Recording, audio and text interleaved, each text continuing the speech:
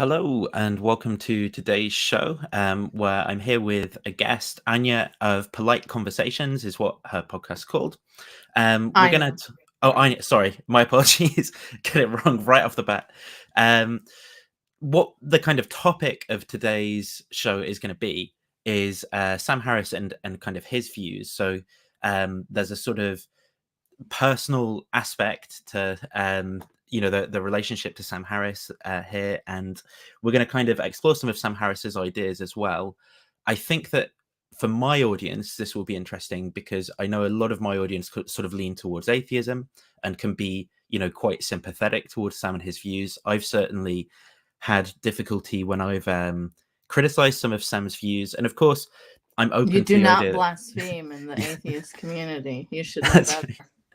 yeah, the Samistanis can get very sort of upset about things. So yeah, I guess to open up then, if we begin with my understanding, and I could be wrong because I've just picked this up from kind of listening to some of your podcasts and things, is that you grew up in like a Muslim household and then ended up eventually kind of deconverting. Do you want to just kind of like walk through that, what your relationship to Islam was, and then like what kind of led up to your deconversion? Yeah, I grew up in Saudi Arabia, which is a pretty hardcore theocracy, but I was fortunate that we lived in a compound for expats because I'm not like Saudi by background, I'm Pakistani. And so in Saudi Arabia, there's a very like clear divide between the Saudis and the expats. So expat communities often, but not always, do live in compounds, or they did. Like, I mean, I grew up there and it's been a while since I've been back. So a lot of things have changed. And, maybe what I'm saying isn't exactly how it is now. So forgive me, but it was several years ago now. But so within the compound, life was like fairly normal, right? Like you could wear what you want. Women were still not super encouraged to drive, but it was like a small community neighborhood. So if you wanted to quickly go down the street, you could, but then they started getting stricter and stricter with that. And so I didn't like always experience that harshness of Saudi life, but then I always I get my critics using that against me because they're like, well, you didn't really grow up with the harshness of Muslim authoritarian life, so you don't know what you're talking about. When, like, in actuality, every single day we did have to leave the compound to go to school, to go grocery shopping. So you have to wear this like big black cloak that the state enforces. Basically, there was morality police around town. I've heard that has changed, but back then there was, and they would have a cane and they could whack you on the ankle if your hair was showing. So, I mean, I did experience that every single day, even though within the compound I had a less harsh life. So, yeah, my parents weren't extremely strict Muslims. So, but I think I always, as long as I can remember, was like not very fond of religion. We had like this Quran teacher that would come to the house and I'd get on my bike and run away, and my dad would have to go looking for me. And yeah, so I mean, pretty early on, I was like, no, this is not for me. And So just sorry to understand though, do you think that at the time you were ideologically like committed to Islam? Would you have said, like Allah exists, or some of the like you were convinced that some of the core tenets of Islam were true in your mind, I mean, or I'm talking about when I was 7. So, like, right? how ideologically committed is a 7-year-old, right? Like, yeah, Yeah, sure, I grew up with that. Like, everyone told me that Allah exists, and I didn't question that. Though sometimes, like, I'd hear like a religious tale, and I would be like, this is supposed to have a good message. Like, the story of, is it Abraham who whacks off his child's foreskin because a voice told him to. So when I hear stuff like that and it's supposed to be a message of, look, this is how devoted this guy is, and I'd be like, that is really freaky, and I don't like that message. So even when I was little, I remember thinking that. But you don't really question it till you're a bit older. I think when I was a teenager, that's when I was like, really, does this stuff make sense? And then I came to a place where I was like, maybe organized religion is bad, but there's something bigger out there, and you just don't have to believe in religion. And went through all the phases. I think I dipped my toe back into religiosity for a brief period when I was doing my GCSEs, because I was like, I need to do really well in these exams. What if I start praying? Will that be good? And then once I was done with my GCSEs, I was like, done with that again. And I think once I was in uni, it was like, I came to Canada by that time. And there was just no looking back at religion, really. Like, it had always been a thing that I wasn't fond of. The religious and cultural rules I found very, like, oppressive. These rules about what women should wear. Obviously, growing up in a theocracy where you're made to wear a black cloak by the state, it doesn't leave you with a very positive view. And yeah, I don't think I ever looked back. And then, eventually it turned from I don't like religion to there is no God. I can't really draw a line when that happened, but I know that I was a bit hesitant to say that, even though I was feeling it. And I'm talking about when I was now living in the West. Right.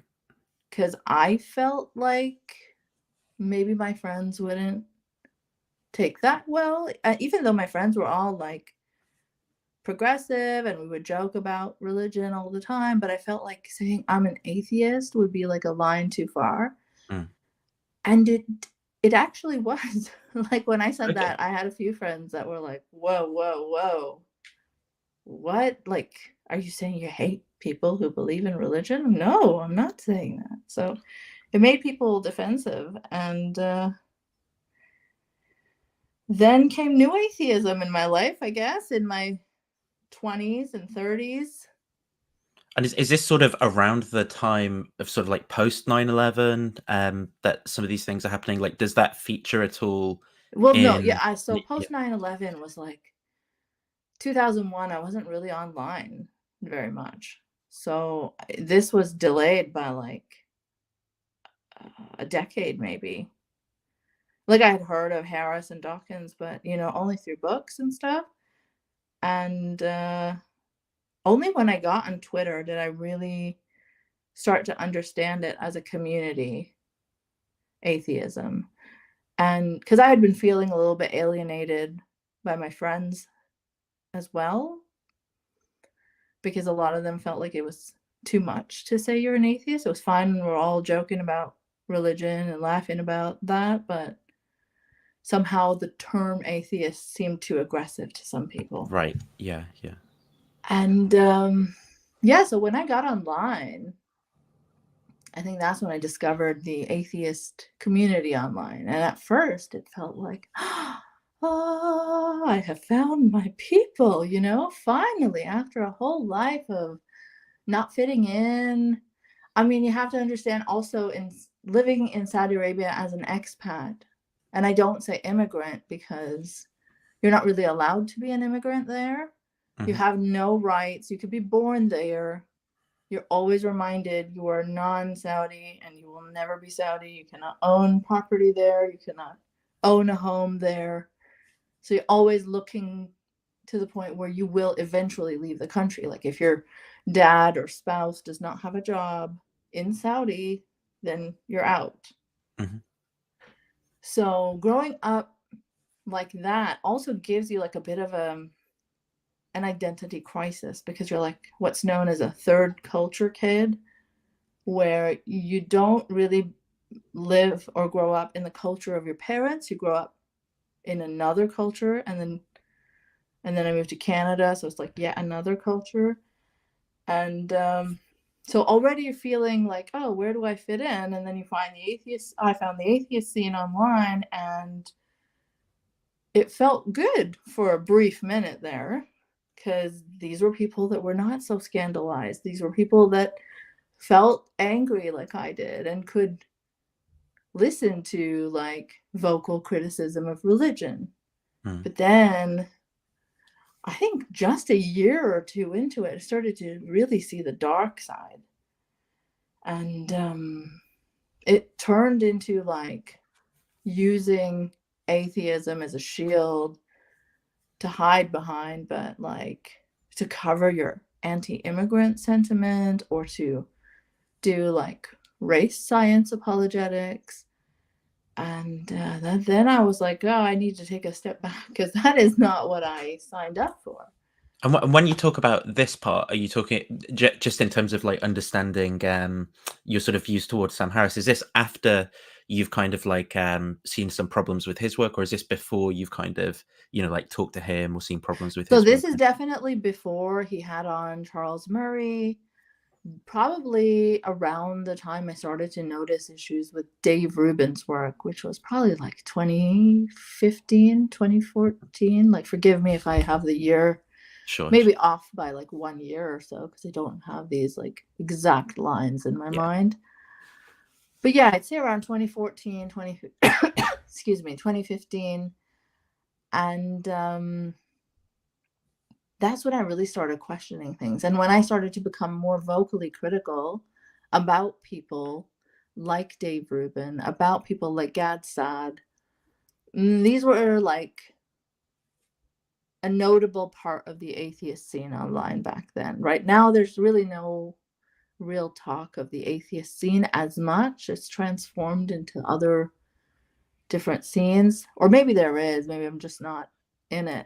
I think I'd agree with that analysis. I think there are sort of discrete different scenes, and I think that is actually in apologetics discourse held up as some kind of like sign to prefer, you know, like in this like culture war, clash of civilizations narrative, the sort of like cultural Christianity side, right? It's like, look, even Dawkins says, or but yeah, maybe we'll come on to some of that stuff in a bit, because I'd like to know, like, so then how does Sam Harris's sort of ideas feature in your thinking? Like, did you come across some of his books then in this time and kind of No, so think, I had come across his books already, and I okay, was following him online. And, you know, I was sort of, I was in a position where I really wanted to believe the best of him because I had heard a lot of criticism, and everyone was like, oh, you know, he's just an anti-Muslim bigot that's using his atheism as a cover for his like fashy views. And I was like, no, no, no, no, no. You guys just, you know, you say that about anyone that criticizes Islam. And I did experience some of that myself. Like, whenever I would say something critical or talk about like Malala, I remember someone was like trying to say that that had something to do with white supremacy. And I was like, no, like Malala was shot in the head yeah, like by Islamists. So let's not excuse their crimes, right? But after experiencing a little bit of that, and you know, I was critical of, and I still am. I just don't talk about it as much because I feel like there's no space to really talk about this stuff without being completely hijacked by right wingers. So whenever I talked about my feelings on modesty garments, Islamic modesty garments, like the face veil, especially, I was always shouted down and, you know, called a bigot. And I'm like, I am talking about expression that I have faced myself. You know, I was never made to wear a face veil, but, you know, the headscarf, the black cloak. And, you know, I've been around a lot of face veils in every dentist waiting room, or it's just a strange way to relate to people. It's not something I'm a fan of, but do you think also, it's sort of dehumanizing in a way because you can't relate to people seeing their face, or yeah. like what yeah, is that the kind of It angle also yeah, serves no purpose, right? Other than covering a woman. Like, if it was like for security reasons or something like that, you know, I'd understand. But like, like a face mask, right? You also don't see a person's face when they're wearing a face mask during COVID, but like you understand why that's necessary.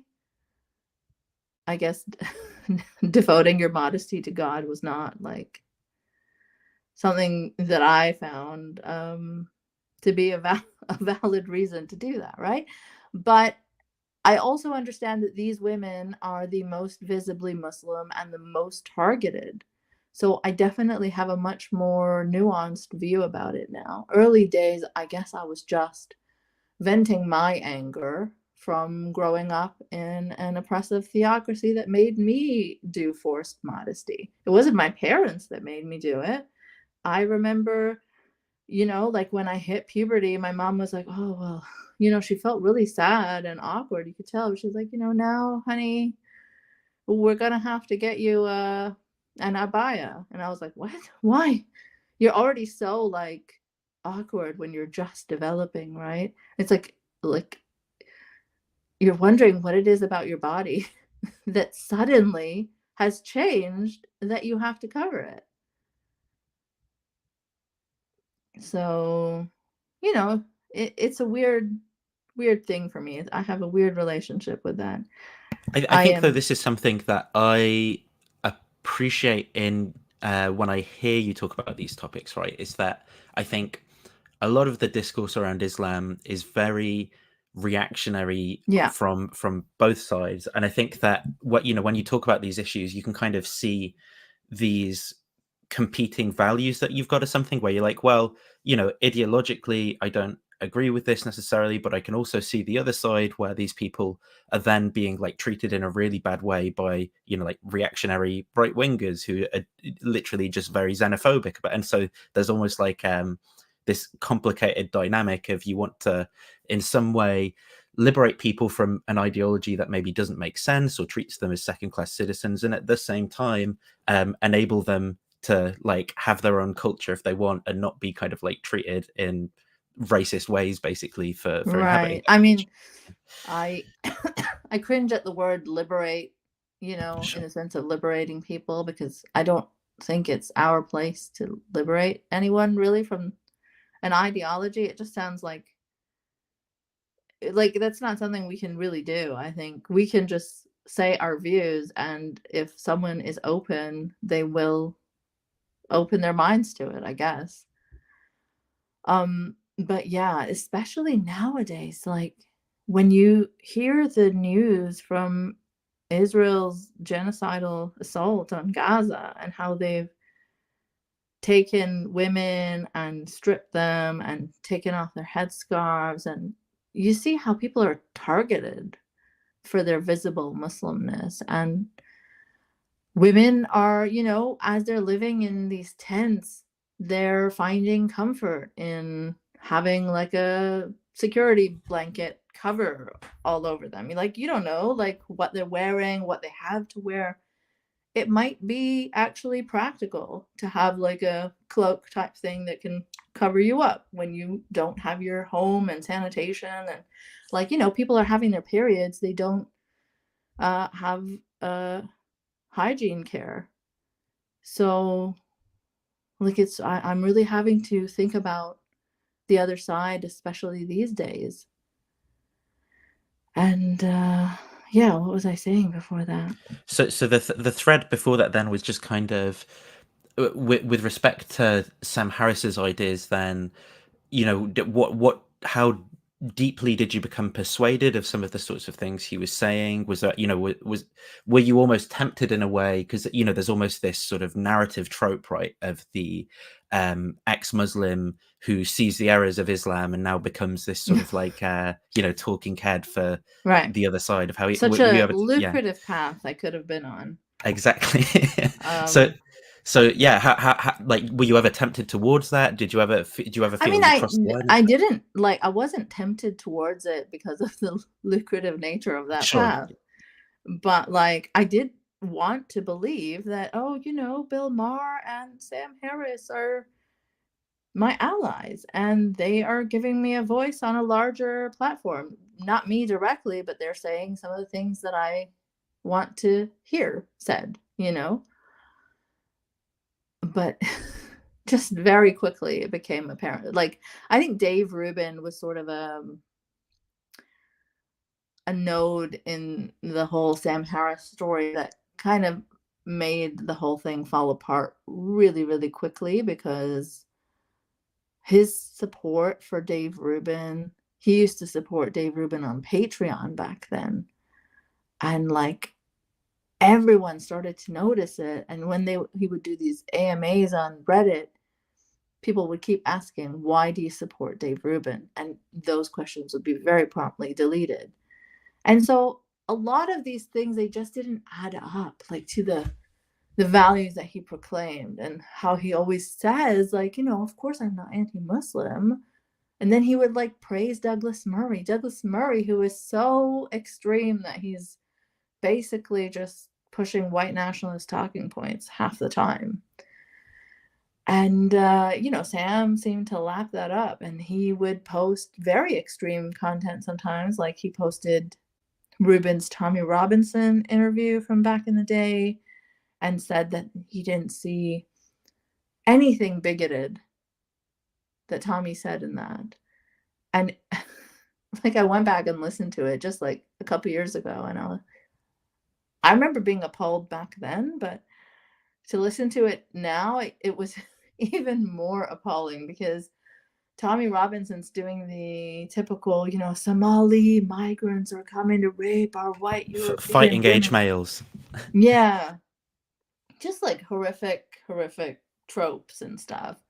And, Sam was happy to promote that. And then he promoted Anne Marie Waters, an episode with Gad Saad, I think. And are you familiar with Anne Marie Waters? I'm not familiar with her, no. Oh, she's, I think, Irish. But she was like, I think she was part of UKIP, but kicked out because she was too racist for UKIP. Okay. So you can imagine. And yeah, I mean, she's extreme. She's like an actual extremist. And he always gravitated towards those videos and shared those things. So when I started to really see him on Twitter and notice his views, and then when he started his podcast, like, you can hear so much more than just like what he's curated to be put in a book, right? So, there's a few things. There was the Dave Rubin stuff and the extremist stuff that he was pushing. And then there was the Me Too stuff, when I think that was like one of my last straws, along with the Charles Murray race science stuff. But both those things happened after I had my conversation with Sam. So just then on this point of sort of the types of guests that he's having on and talking to, in terms of These weren't guests that this is after the Charles Murray. Yeah, sorry. I mean at this point in time, like before you've had your conversation with him, you're seeing this kind of like problem with the kind of ideas that he's floating around and stuff. And I'm wondering for you, is the biggest problem here, is it the platforming of those ideas? Is it the uncritical platforming of those ideas? Like a lack of pushback? Do you see him almost like testing the water with those ideas, or how No, it was just praise. It was just right. hate. And then also not having the courage to stand by that. Like, I can have a little bit of respect if someone wants to share racist things and stand by it. But as soon as he's questioned, he's like, oh, I didn't know enough about that. Or, oh, I didn't know enough about what Douglas said about that. Or, I've been funding Rubin, but I don't know anything about what he's been doing with the thing I'm funding. Like, this starts to seem very dishonest. So then, what happens for you to have a conversation with Sam? So you're kind of like worried then about his views, and you think maybe I'm in a good position to provide pushback. Is that right, or something else? Yeah. So, I mean, I think we had been familiar with each other via Twitter. Like, I mean, obviously I was familiar with him, but I think he had retweeted some of my blog posts. And so, like, he had a vague idea. I had this like open letter to Ben Affleck go really, really viral after. Oh, right, because of that interview. Yeah. Yeah. Though I have to say that Ben Ben is not wrong. I don't think he was wrong now. Like, he was totally right in judging those two freaks. But yeah, so I guess he thought it would be like a safe space to come and chat, right? And also, the whole ex-Muslim thing, you can't deny that a lot of people in this scene, they fetishize ex-Muslims. Not in a sexual way or anything, but like intellectually fetishize, right? So back then, I guess the term ex-Muslim hadn't had all those connotations of right-wing awfulness with it. So it was easier to put like, ally of ex-Muslims in people's bio. You would see it all the time. Whenever I saw that, though, even then I was like, oh, if this is someone that's specifically seeking out ex-Muslims, that's a problematic person. So, I emailed him to ask if he would be interested in coming on, and he was kind enough to do so, but I don't think he realized that I would be well prepared to question him quite a bit. And so there's like a lot of my audience like won't have listened to this. Maybe they'll want, yeah. I can put links in. Would you be able to sort of like walk through what the main points of contention were, and like how did Sam react to these kind of criticisms and pushback? Yeah. So, I mean, I was still like a fan of his when he did come on. I was still hoping every step of the way to give him the opportunity to just make me feel like he is not doing the things that I felt like he was doing. But he did not satisfy me or a lot of other people. He usually doesn't open himself up to many many critical conversations. But the fact that I was sort of ideologically aligned with him on criticizing Islam, he felt like, I guess, it would be okay. But I still did push back a lot, even as a fan of his, on Dave Rubin, on Douglas Murray, on his sharing people like Tommy Robinson's content, things like that. And, some of it has aged so poorly on his part. I mean, obviously, me being a fan of his has not aged well, but, that's something I'm very openly talking about all the time. So sometimes I get people that like use it as a gotcha. They'll find like some old piece of content where I'm like, oh, I'm such a fan of Sam's. And they'll like tweet it at me as if I'm going to be like so embarrassed. But it's like I literally do a mini series about how stupid it was of me to have enjoyed his content at any point. But so it's not like a secret or anything that I have very much evolved in my views on Sam Harris. So those gotchas are pretty useless. But yeah, I think the bulk of it was talking about his associations with Rubin, with Gad Saad, with Douglas Murray. And he actually said things like, oh, maybe you don't understand. Dave Rubin just has like a lot of journalistic integrity. And that that has aged very, very poorly, because as we all know, Dave Rubin does not, in fact, have a lot of journalistic integrity. And he did not even then.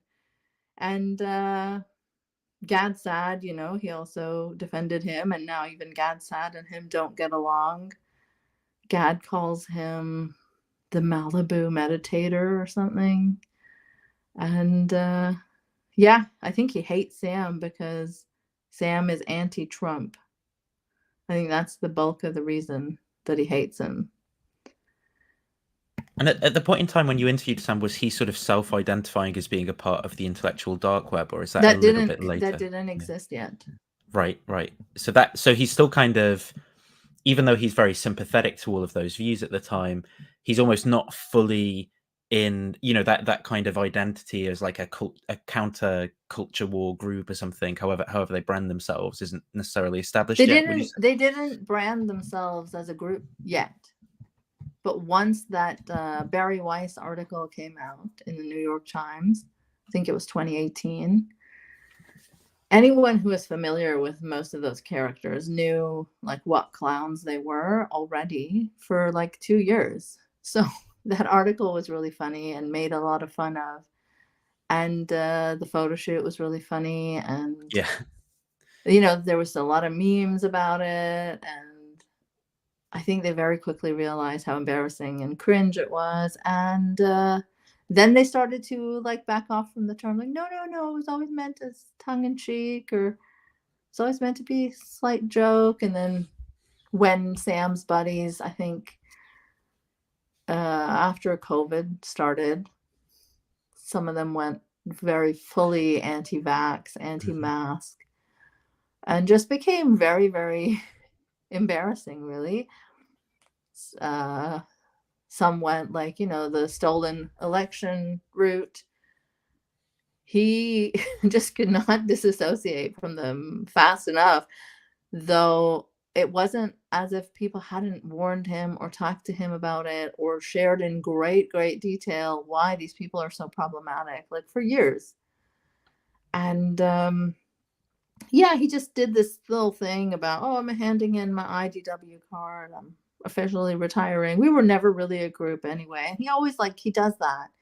He does this thing where he acts like he was really always on the right side of things. He wasn't fully invested. He's kind of doing that with effective altruism now as well, after the SBF stuff came out. He's like, well, I was never really into effective altruism anyway. But he was.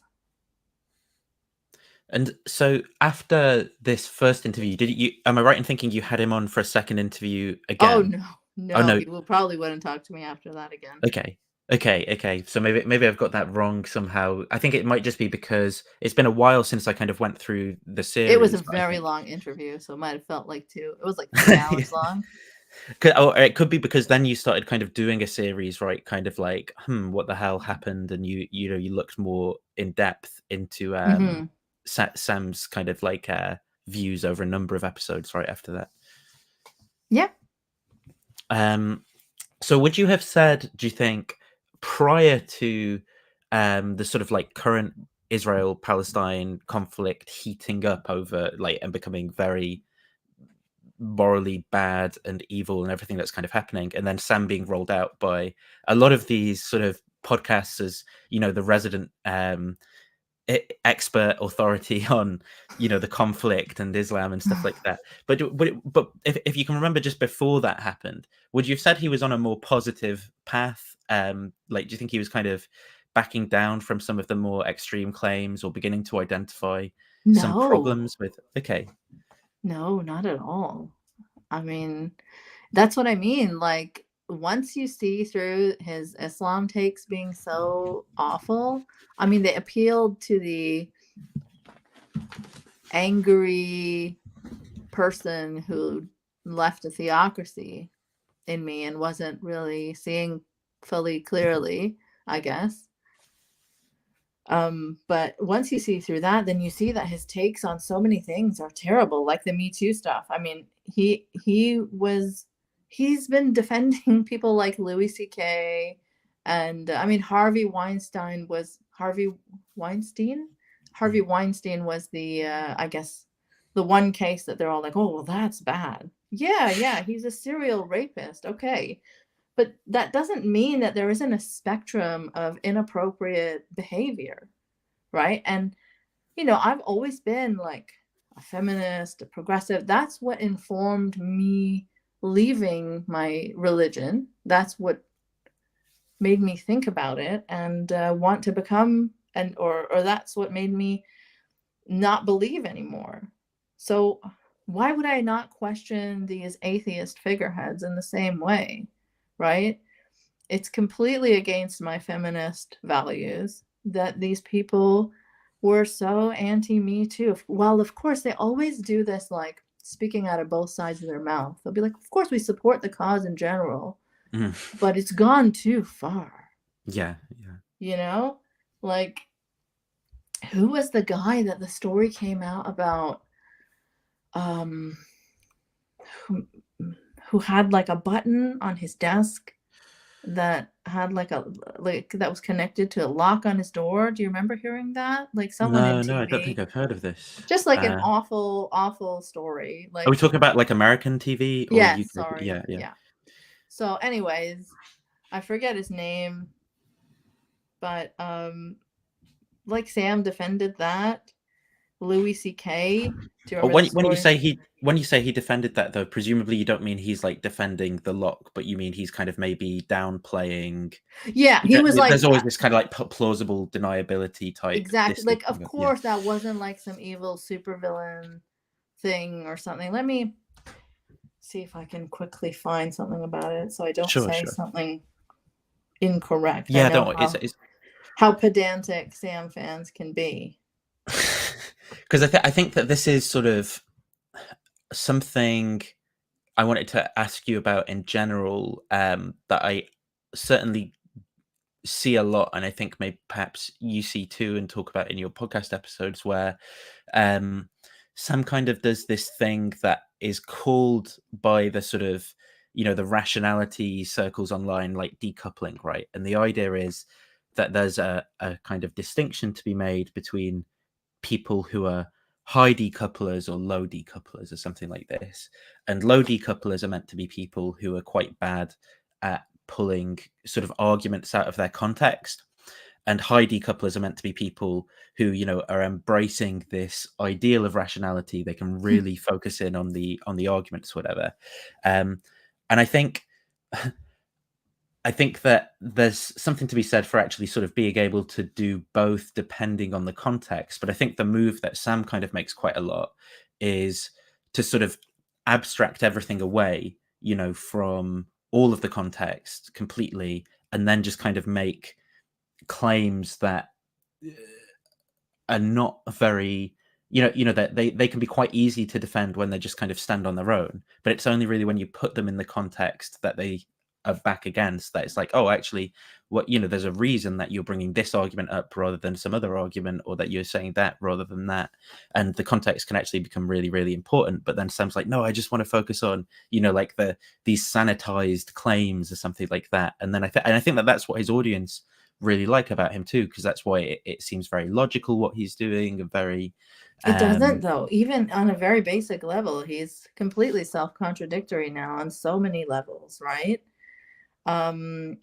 Like, he used to be one of these people who complained about Lauren Southern getting deplatformed from Patreon. Lauren Southern, the white nationalist, I might add.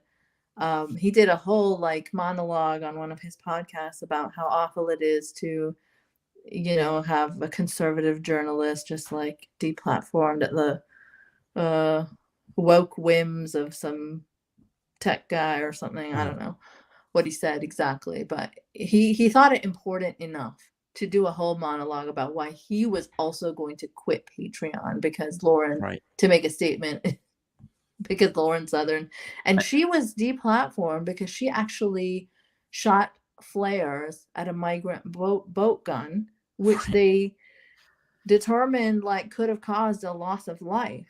So and this is when she's working for Rebel Media, right? Is that? I can't remember, but I mean, if she was using her earnings from Patreon and taking it to directly attack migrant boats, like, I think that's fair to not want to keep funding her. Like, it's a perfectly reasonable thing to do. And then I guess enough people told him that no, Lauren Southern is a white nationalist. And then he talked to the CEO of Patreon, I think, and he told him that this is the reason.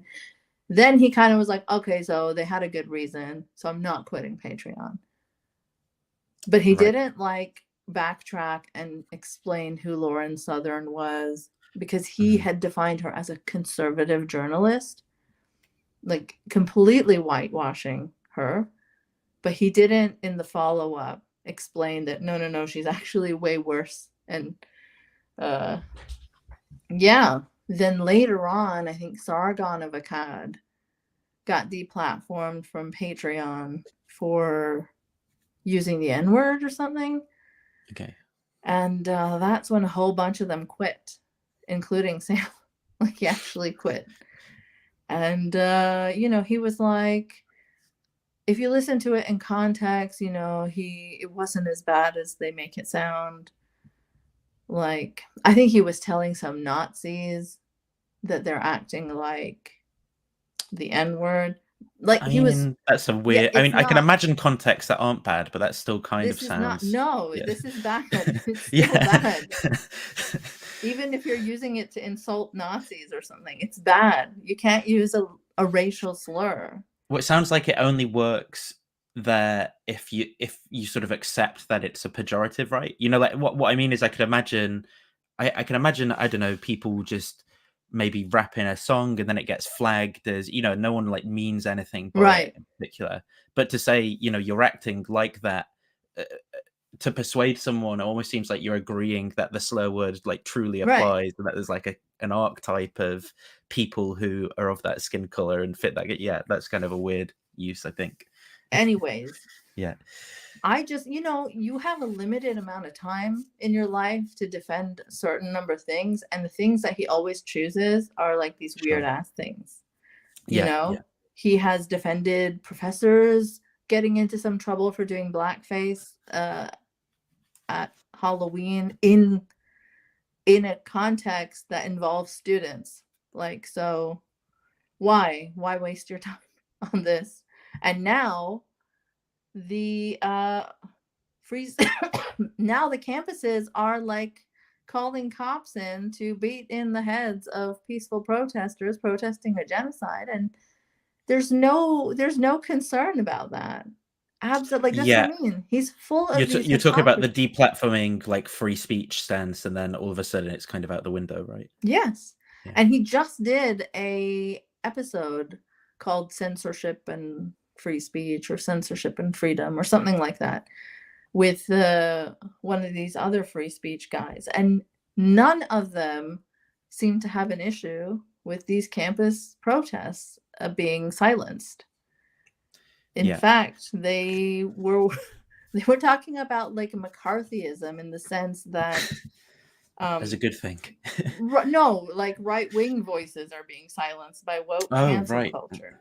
Oh wow! No mention of how Palestinian perspectives, pro-Palestinian perspectives, have been silenced in the media. There's like now multiple reports from multiple sources about media bias, about how many people have been shut down or their perspectives have been silenced just because they're expressing solidarity with Palestine. There's just no consistency. And as far as it comes to like women and feminism, this whole crew is like, we care about women's rights. But it's basically only when Muslims are doing something awful to women do they care, because they use it as a cudgel to bash Muslims with, right? But when it comes to feminism in the West, they do everything they can to undermine it. By the way, the desk button guy is Matt Lauer. Oh, okay, right. So you found that. Yeah, I also find it interesting. I think the leaning into the anti-woke sort of like cancel culture thing, I find that a bit of a red flag for podcasters, just because like it seems to only exist in the minds of reactionaries, whereas there's very little actual good data to back up any reasons to be concerned here. The only data Absolutely. I saw this survey data the other day. So this was, I think it was published in The Economist or the Financial Times, I can't remember which. And it's citing here that they found of 4,000 higher education institutions and 5.6 million courses, they found that 0.08% even mention critical race theory, structural racism, systematic racism, diversity, or equity and inclusion. Whereas the way it's obviously being presented is like this stuff is, being taught in arithmetic or something, and it's taken over your kid's mind, and it's really, like only seems to exist in the space of terminally online sort of discourses. And paranoid racists, even if they're not terminally online. But yeah, like Sam Harris has this one story that he told.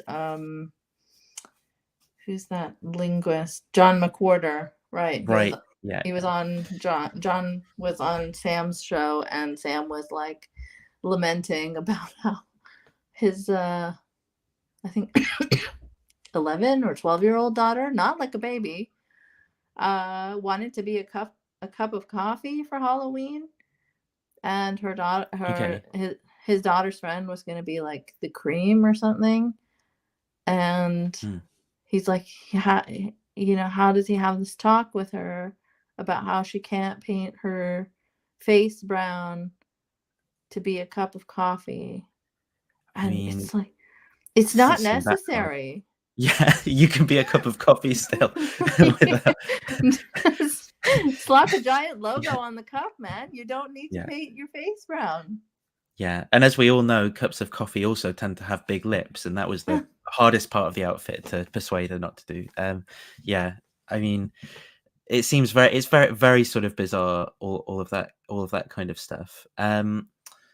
So then on, I mean, the thing is, I don't want to kind of make you, because a lot of your specific criticisms of Sam, right? You make these podcast episodes where you kind of pull out the quotes and investigate them. And I think something that people often miss is because Sam can speak so sort of slowly and over such kind of like drawn out run-on sentences that it's very easy to miss the content of what he's actually saying. So, just the other week, I was listening to an interview that you did with Chris Kavanagh, for example, and I'd listened to the actual, the interview that they did on Decoding the Gurus with Sam, where they were providing pushback. But I'd obviously myself hadn't listened to what Sam had to say. Not much. But sure. I know you're unhappy about that. But then you pulled out this kind of clip from their interview then with Chris, and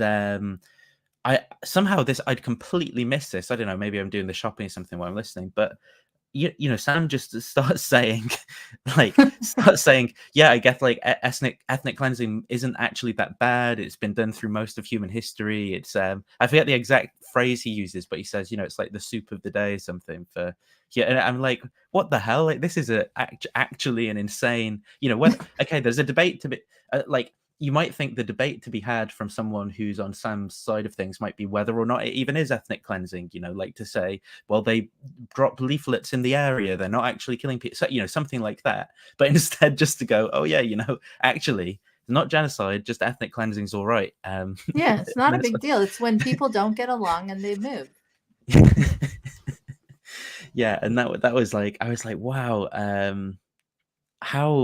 how has he reached that point and not had any pushback from the people who are like, who he's talking to, or even like his kind of like moral calculus, whatever? Like, how is something not going off for him in his head where he's thinking, yeah, maybe I'm sort of like having some bad ideas here at this point?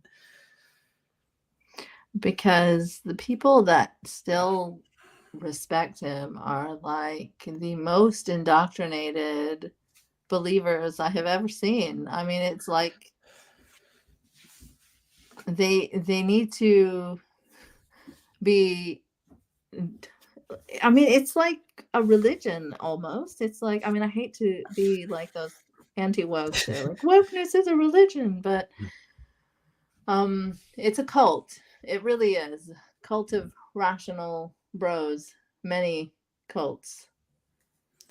But what do you think it is that people find so appealing about being in that audience? Or is it like a sense of that there's clarity because Sam has simple answers to these? Like, what's the sense you get from it? Because presumably you're engaging. The most basic sense is that the oldest game in the book is to rationalize and justify age-old bigotries. People love that. It makes them feel so good about themselves. And if someone can do that in a relatively intelligent-sounding way, I mean, the bar is so low on the right. Like, they love it. So that's the basic thing. But Plus, he I calls guess himself a liberal. Like, that's like the yes, ideal combination. That's the whole Dave right. Rubin grift from back in 2015, 2016, where he came out saying that, he's the last liberal because Yeah, the left has gone too far. And this is basically what Sam Harris does, just in a more subtle manner. And he's anti-Trump. Dave went full Trump. So Dave lost his credibility as a liberal. But Sam, despite doing great replacement conspiracy theories, despite peddling literal extremist content like Tommy Robinson and Anne Marie Waters, I think what he told me on my podcast, I thought I had this like incredibly telling quote from Anne Marie Waters, which would alarm any reasonable, rational person. So it's like, Sam, look, I mean, she told me that leftists want white women to get raped or something like that. And I thought, this is so ridiculous. Like, surely he will be like, yeah, what the fuck? What the fuck's up? And he was like, well, they do sometimes. yeah, And he went into this whole thing. Some people even want to be raped themselves because they would rather that than call out people of a minority background for doing sexual assault or rape or something. Like, this is, just think of the thing that he's saying here, is that leftists would rather let white women be raped, and some white women who are also leftists would rather be raped themselves by a black or brown guy than to be racist and say, hey, don't rape or don't do sexual assault to a black or brown. Like, this is right. literal white nationalist propaganda. If you study extremism, then you know how much these like black guys, brown guys coming to rape white women, these are like Nazi dog whistles. And then, I mean, he has always cared about extremism so much in the context of Islamism that another hypocrisy laid bare is like how little he seems to care about Zionist extremism or the types of extremism we're seeing amongst the IDF and the Israeli government right now. There's so many religious elements to it. Like, they are planting Right. religious paraphernalia and spray painting religious symbols, and he doesn't seem to be bothered by that. He doesn't even want to mention it. Same with Christian nationalism. When it came to January 6th, he did not mention that. There were so many religious elements to it. So his interest in understanding extremism is very, very selective. And then when it comes to white nationalist extremism, when the Christchurch shooting happened, he did all sorts of apologetics, the kinds that he would accuse leftists of doing, right? He was like, this doesn't have anything to do with racism. It's not even like a real ideology. Like, we don't know if he's motivated by, he's just trolling. It's like, dude, he had a manifesto where he explicitly laid out his ideological racist beliefs. And then he does this thing where white supremacy is like fringe of the fringe. It barely exists. So I think then, so maybe here's something then that I think is maybe relatively, well, maybe first would be a question, right? So do you think that Sam is actually aware of the problematic aspects in his head and he's kind of playing into some of these tropes to monetize things, or do you think he's just genuinely convinced of these positions for whatever reasons? It's really hard to speculate what's going on in his head, and I'd say it doesn't really matter, because what he does in the end is what matters. What he puts out into the world is what matters. If he's out there defending or minimizing white supremacist extremism or minimizing Zionist extremism, then that's what he's an apologist.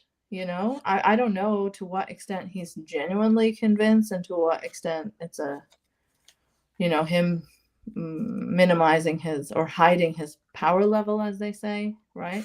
Just how racist he actually realizes he is. I mean, even the most racist people, literal white nationalists, they don't think they're racist.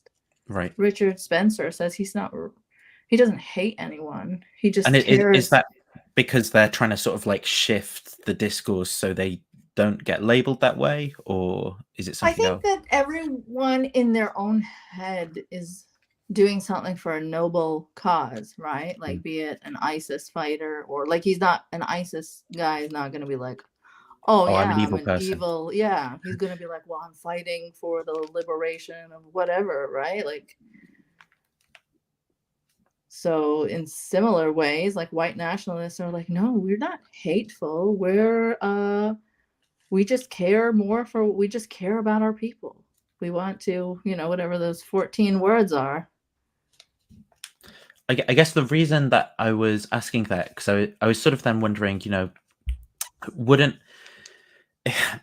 doesn't it seem at least a little bit virtuous? I mean, I know it's the smallest bit going, but at least that Sam hasn't like, fallen for the kind of like MAGA stuff or the anti-vax stuff.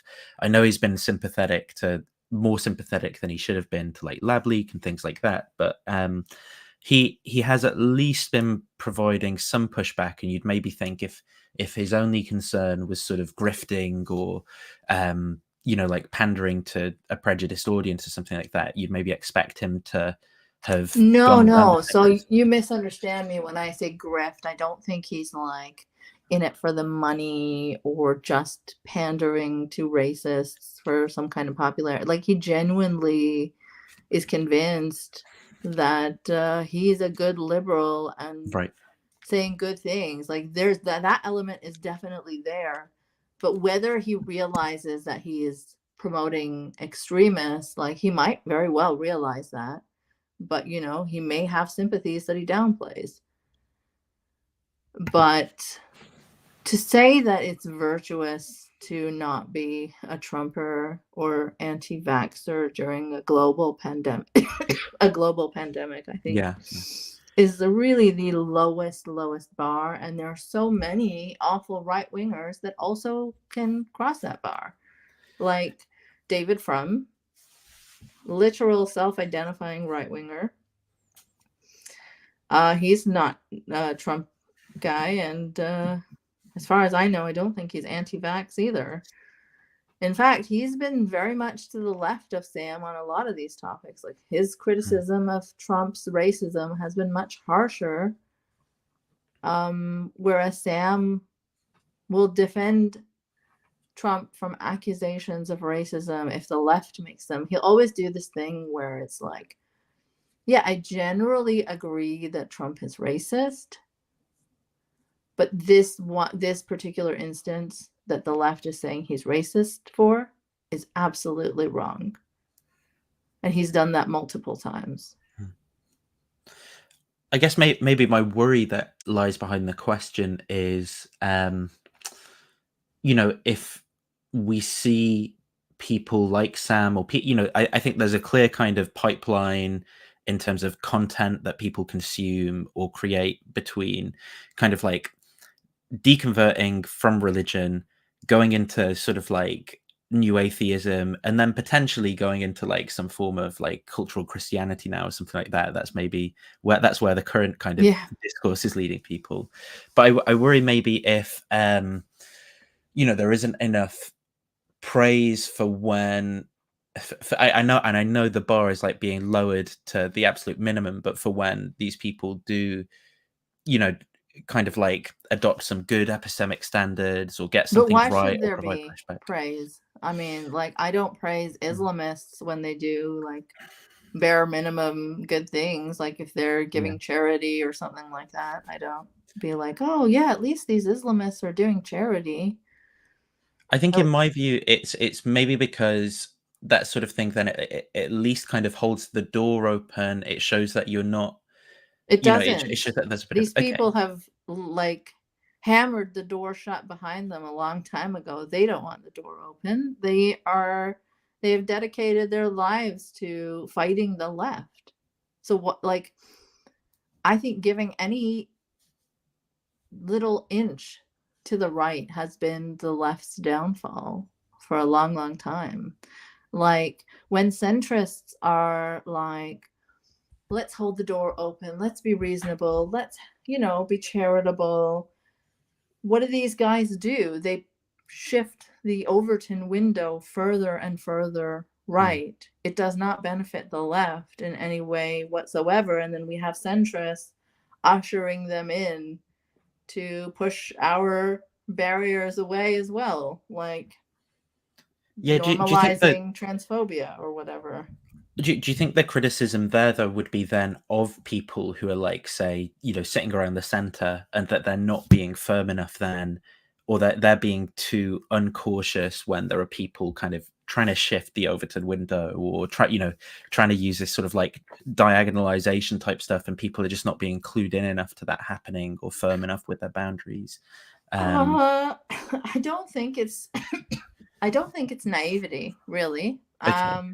I think people that talk about how moderate and centrist they are and how they see problems with both sides, I think it's a huge red flag that they're sympathetic to the right, but they just don't want to say it. I mean, if you can say that they're still like sort of on the left, but the very, very right side of the left, I don't think that's like it's useful for right wingers. I don't think that's useful for people on the left at all. So I don't really see centrists as allies. I see them more as part of the same problem.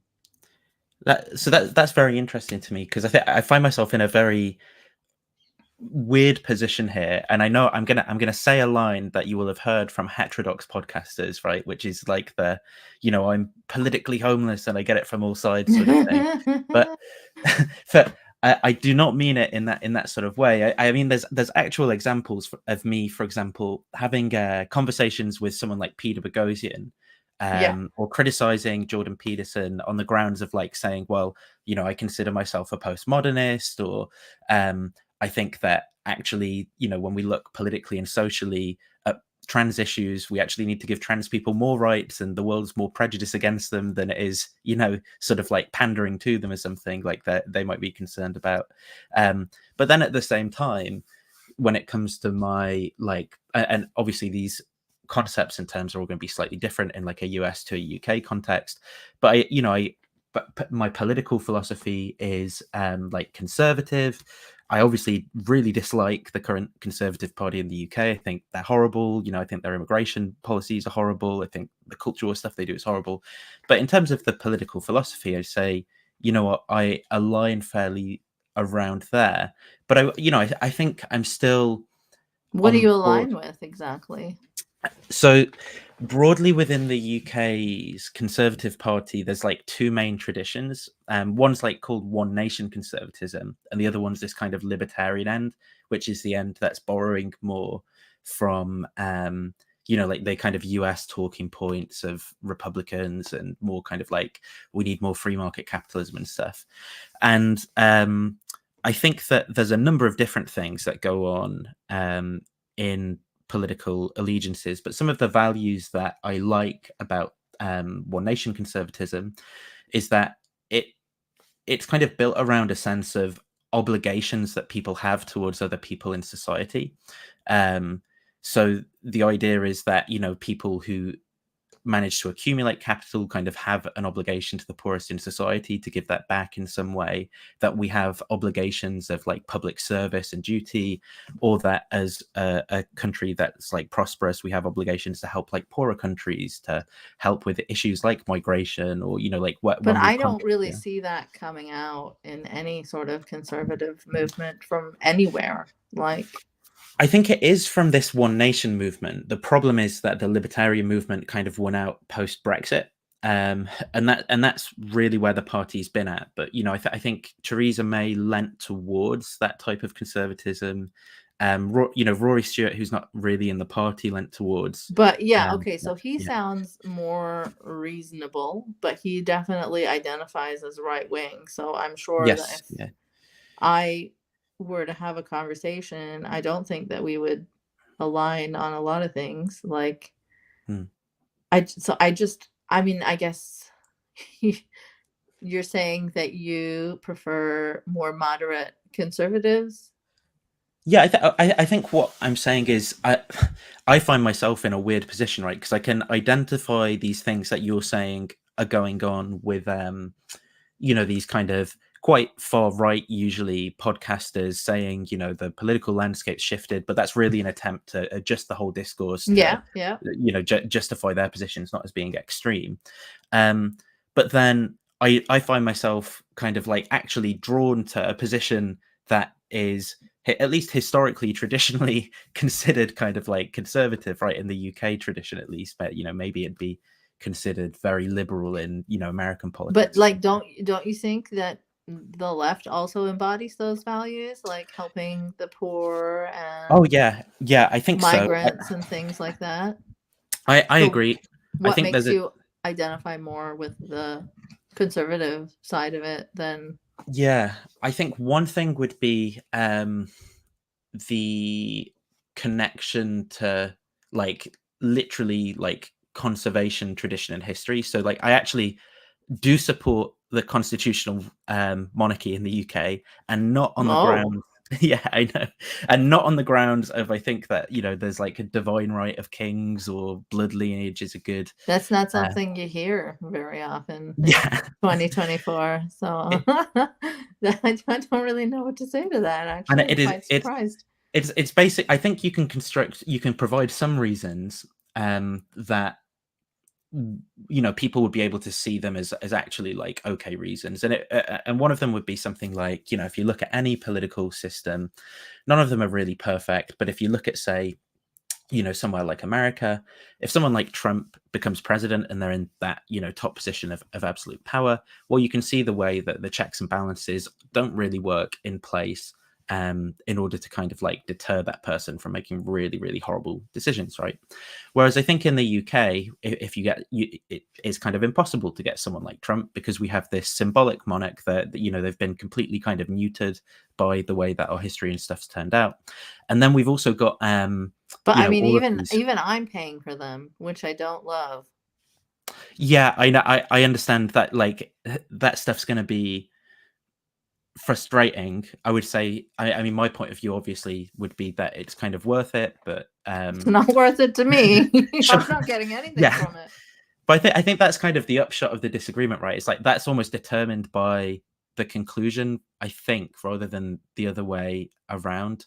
And if you listen to Liz Truss on like the Trigonometry podcast recently, And I that know sounds like something I really don't want to listen you to. don't want to. It's absolutely horrible. But something that she says that actually made me kind of like, proud of our kind of like unwritten institution, political institutions and things. Was when she was moaning about these woke institutions, she was basically describing how they all like kind of took power away from her and made it so she couldn't mess up the country even more significantly than she did kind of manage to, right? She was saying, it's it that people in this office and the civil servants did this to block me and they did that. And I was like, yeah, this is great. Like you've got all of these kind of, independent, different institutions that are providing checks and balances against someone who wants to kind of top down in an authoritarian sense, just radically implement some policies. And I'm kind of all for that. Yeah, but what checks and balances has the monarchy contributed to that side? I think one thing is the soft power, right? So, for example, when we've had some of these bad prime ministers, and they've made moves like, for example, I'm not going to meet and talk to the Greek prime minister about potentially returning the Elgin marbles. Well, then we've got a monarch who can, wear a Greek tie, and and I know things like that are symbolic, but I think that that's still a good thing, right, to have in our politics. But like, I feel like everyone could do so much more with what they gain if we're not paying for these people on welfare, essentially. I A guess I lot of would disagree about welfare. that. Yeah, I guess I just don't necessarily agree, or even if Not that uh, there's anything wrong with welfare, by the way, just for sure, people who yeah, yeah. need it, not for like very, very rich people who, have boats and things. Yeah, I think it gives us like a sense of connection to history, a sense of like national identity. That, and I think obviously you don't like those things, but I think that for a lot of people, that's quite meaningful and important to them. Yeah, I mean, it's not like I hate like a connection to history and stuff like that. I think you'll find many people on the left that are like, yeah, connecting to our history is great, but why should we have the monarchy? We can just have a photo of them and connect to it. Yeah, I guess it would be to point to countries where they've kind of stopped keeping these traditions as like living right in their culture, and Hmm. then seeing the way that changes the values and the politics of the place, such that it the person who becomes the leader then does have this like additional power maybe they didn't have before. The way that the country kind of hangs together, the values have changed, because So that's could that's in the you past now. It's not. call Yeah. yourself like a left-leaning monarchist? Would that uh fit? well, I don't think there's like anything contradictory about it, but I don't know how exactly. Usually when I provide like a classification of my own political position, I'm kind of doing it dependent on who I'm talking to. And I feel like Why? because everyone's kind of map, I think, is so all over the place that it's often, it can often be very meaningless or unhelpful. If I kind of say something, then now to someone else, it's they've kind of almost projected a bunch of stuff I don't believe onto me based on what those terms mean, because the terms have like drifted around so Hmm. much for everyone, because of, I think, the kind of like podcasting grifting stuff that's like shifting what the terms mean for everyone, really. Yeah, like to me, you didn't really say anything much, I don't think. I think you just said that I'm more to the right of you or something. Yeah, I think I'm more to the right of you, but I don't know, like maybe you'd consider that like far right. I don't think you would, but maybe you would. I know that No, people in my nothing you've audience consider said me left wing, so yeah. has alarmed me to make me consider that you're far right in any way. In fact, if you stick up for trans rights and migrants and things like that, I can see like you being aligned with the left, except for the monarchist bit. But I mean, I guess it's not like super personally offensive to me, so it's just kind of funny.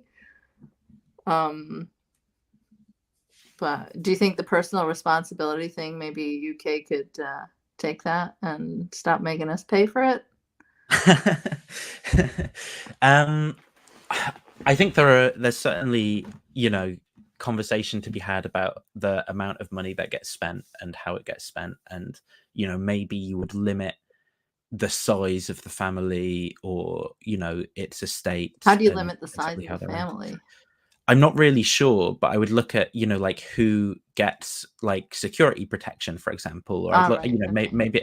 maybe I'd look at like who gets sort of like diplomatic rights, or who gets funded to go on basically like They should these kind of top power do trips. like a Disney World where they have to be on display all day and earn their keep, right? So Yeah, every I mean, ticket pays for them. the thing is, right, in a sense, I do sort of think that at least the reigning monarch basically lives their whole life like that. Like they don't really get a normal personal life. They have a No, life and that's I sort of do like, sympathize with that. It sounds awful, but I mean, they're not really yeah, it's not as um horrible as many human lives as well, right? You can put it right. And that way. they're also not earning or contributing much compared to what they Well, spend. contributing much, yeah. I think that this is an interesting one though, right? Because if you only think in terms of monetary value, Yes. then yeah, and I guess maybe Yes. the point would be that there's value in that history, tradition, the narrative, the sense of national identity, and the soft power But aspect as but well. don't you think it's strange for someone to be like chosen by God Yeah, and I to don't think you have to reign? buy into the metaphysics. I think you can. I think you can sort of say, yeah, I don't actually think that this person was chosen by God, Well, but as sure, a but part of like a that's the kind of, narrative, right? That's yeah, yeah. But I think as part of like uh, uh, uh, maybe it's like in the same way you can kind of like enjoy Harry Potter or something. It's like the ultimate LARPing. J.K. Rowling has made sure I do not enjoy Harry Well, Potter. yeah. So. but something like that, you know, I think you kind of don't have to. I think if you maybe accept that people are not sort of, there's a few things you might accept, one of which might be people are not just kind of like fundamentally rational machines. One thing might be like people are not just kind of like economic units in a system or something. And then you might think, well, you know, people need things like story and social identity and stuff like that. And this is one way of providing that. That's like that seems to be doing relatively well compared to, you know, some other places that you might look at that are republics around the world. I don't know. What do you think about Prince Andrew? I mean, pretty history, bad. history I'm not saying he that's provided. good. Yeah. I'm not saying that his contributions welcome or good. Yeah, for sure. All right. Yeah. So, on the circling back then to the Sam Harris point, from the monarchy to Sam Harris. From the monarchy to Sam Harris, where would you want people to go? And also, if people have got questions and they want to put in the chat now as well, I can put them forward because we've not got too long left. Where would you recommend people go who are kind of, you know, maybe they're on the fence about Sam or they're fans of his, but they kind of want to keep an open mind and they're open to the fact that he might be wrong about some of these things? So it's funny, on his subreddit, when anything related to me gets posted, it gets deleted very, very quickly. But if people want to go, I have a playlist of my miniseries on Sam Harris. It's called Woken Up. There's a playlist on SoundCloud. There's a playlist on Spotify. And there's a playlist on my YouTube channel. But I don't think that has all the episodes. So if you could link to this, I think the Spotify one, maybe, that would be probably a good bet. Cool. I'll put those in the description afterwards then as well. And then what is the plan at the minute on your podcast? Do you have like a particular focus that you're looking at, or are you just kind of like uploading stuff as and when from your point of view?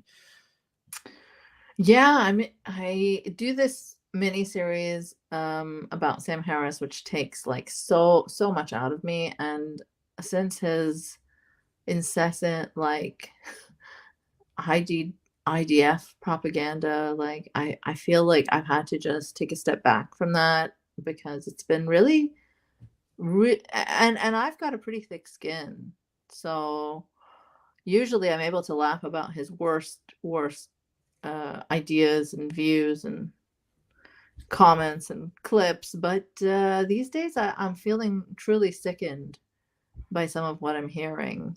So I am in the middle of doing Woken Up, I think, which is long overdue considering the amount of hideous content he's put out in the past few months. I mean, I have done a couple on his post October 7th takes, so you can check those out.